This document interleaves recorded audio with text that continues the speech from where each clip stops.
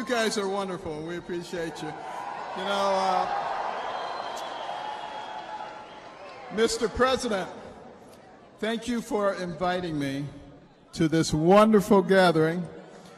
And thank you so much to the beautiful people of Phoenix and all the hardworking men and women of Arizona for hosting us this evening.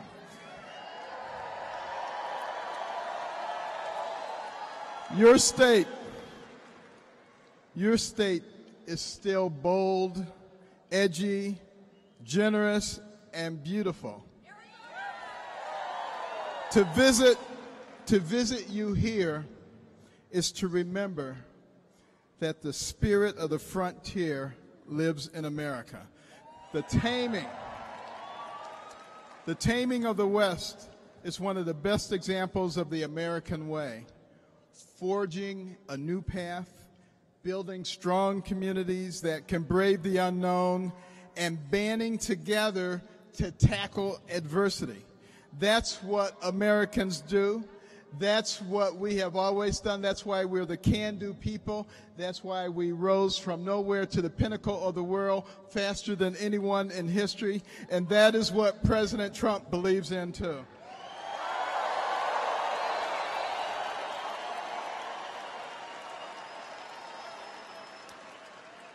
And that is our path forward, not by abandoning the things that made America great, like equality and our shared history and freedom of speech, but embracing them tightly and trusting them to show us the right path.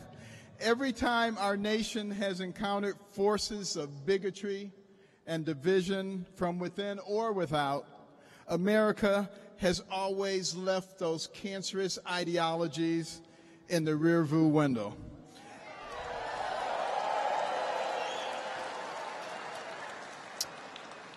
And it is really through unity, dialogue, and constant striving for peace that we have moved ahead. This has been true in my own life. Growing up, I saw the hatred of people who didn't like the newfound equality in a changing society, people who were afraid of moving forward. But with the help of God, most of us have left that fear and hatred behind.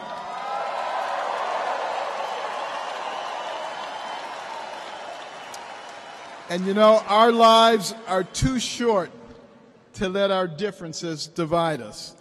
Because at the end of the day, our differences are nothing compared to our shared humanity and the values that unite us.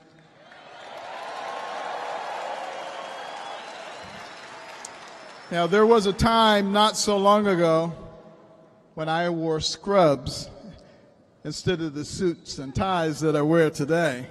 Like all doctors, I was dedicated to healing people without regard to race or gender or religion or political opinions. Under the bright lights of the operating room, their organs could not be distinguished by any of those things. Those elements of our essential humanity. They were the same brains, the same hearts, the same tongues, the same hands.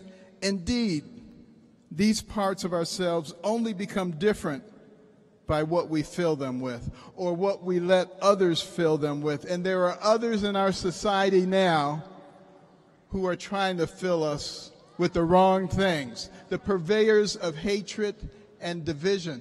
They want to divide us on the basis of race, income, age, religion. But you know what?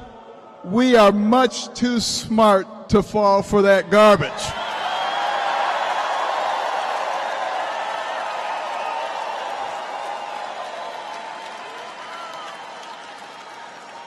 And we, the people of America, will choose to fill our brains with knowledge over ignorance, our hearts with love instead of hatred, our tongues with words of respect instead of slander, and our hands will be filled not with steel and stone, but proudly holding our Star-Spangled Banner, under which so many have sacrificed, under which we now gather in freedom, under which, God willing, our children shall live together in freedom.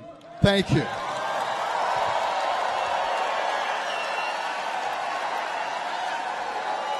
And now we have a real treat, a wonderful